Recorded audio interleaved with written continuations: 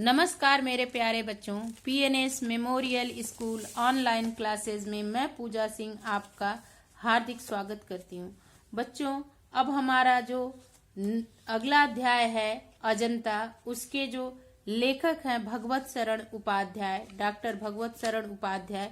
ये छठा चैप्टर है।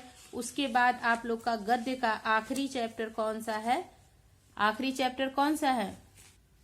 जयप्रकाश भारती का पानी में चंदा और चांद पर आदमी।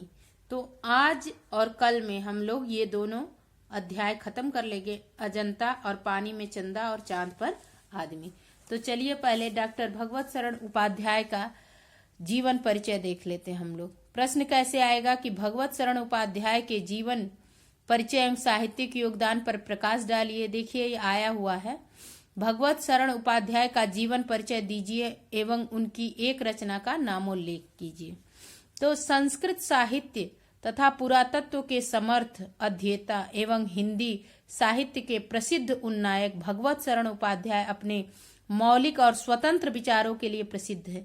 ये प्राचीन भारतीय इतिहास एवं संस्कृत के प्रमुख अध्येता और व्याख्याकार होते हुए भी रूढ़िवादिता एवं परंपरावादिता से ऊपर रहे हैं।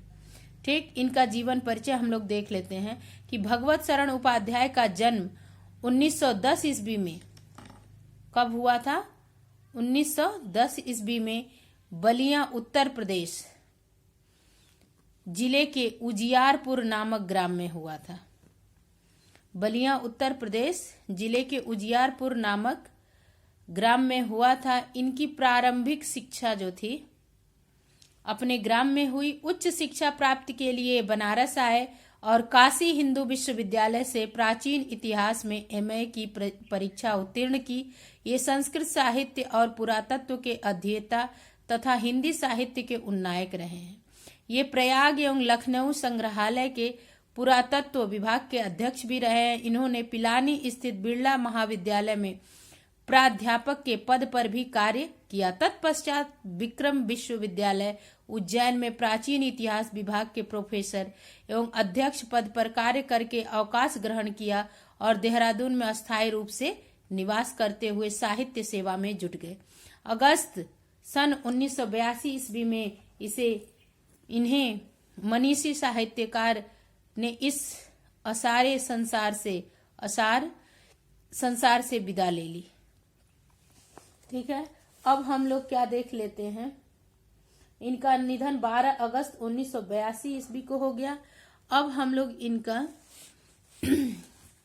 इनकी रचनाएं देख लेते हैं और कुछ बातें और आप लोग को बता देती हूँ कि उपाध्याय जी ने आलोचना, यात्रा साहित्य, पुरातत्व, संस्मरण और रेखा चित्र आदि पर प्रचुर साहित्य का सृजन किया।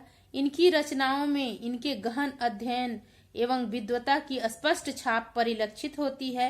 गहन से गहन विषय को भी सरल भाषा में प्रस्तुत कर देना इनकी प्रधान साहित्यिक विशेषता थी। इनमें विवेचन एवं तुलना करने की विलक्षण योग्यता विद्यमान थी। अपनी इसी योग्यता के कारण इन्होंने भारतीय साहित्य, कला एवं संस्कृति की प्रमुख विशेषताओं को संपूर्ण विश्व के सामने स्पष्ट कर दिया। डॉक्टर उपाध्याय जी ने शुद्ध, परिमार्जित एवं परिष्कृत खड़ी बोली भाषा का प्रयोग किया। भाषा का लालित्य उनके गंभीर चिंतन और विवेचन को रोचक बनाए रखता है। भाषा में प्रवाह और बोधगम्यता की निराली छटा है। इनकी शैली तथ्यों के निरूपण से युक्त, कल्पनामयी और सजीव है। इनकी रचनाओं में विवेचनात्मक, भावात्मक, वर्णनात्मक शैलियों के दर्शन होते हैं। अभी हम लोग इनकी रचनाएं देख लेते हैं। उपाध्याय जी ने हिंदी में तो विपुल साहित्य की रचना की है, किंतु अंग्रेजी में भी इनकी कुछ एक प्रसिद्ध रचनाएं हैं। इनकी उल्लेखनीय रचनाएं निम्नलिखित है। पुरातत्व में मंदिर और भवन, भारतीय मूर्तिकला की कहानी, भारतीय चित्रकला की कहानी, कालिदास का भारत। इन पुस्तकों में प्राचीन भारतीय संस्कृति, साहित्य और कला का सूक्ष्म वर्णन हुआ है। इतिहास, खून के छींटे, इतिहास साक्षी है। इतिहास के पन्नों पर प्राचीन भारत का इतिहास, साम्राज्यों के उत्थान पतन आदि इन पुस्तकों में प्राचीन इतिहास को साहित्यिक सरसता के साथ प्रस्तुत किया है। आलोचना है विश्व साहित्य की रूपरेखा, साहित्य और कला, कालिदास आदि इन ग्रंथों में साहित्य के विविध पक्षों पर प्रकाश डाला गया है। यात्रा वृत्तांत में कलकत्ता से पिकिंग, सागर की लहरों पर मैंने देखा लाल चीन आदि इनमें इनकी विदेश यात्राओं का सजीव विवरण है। संस्मरण और रेखा चित्र देख लेते हैं।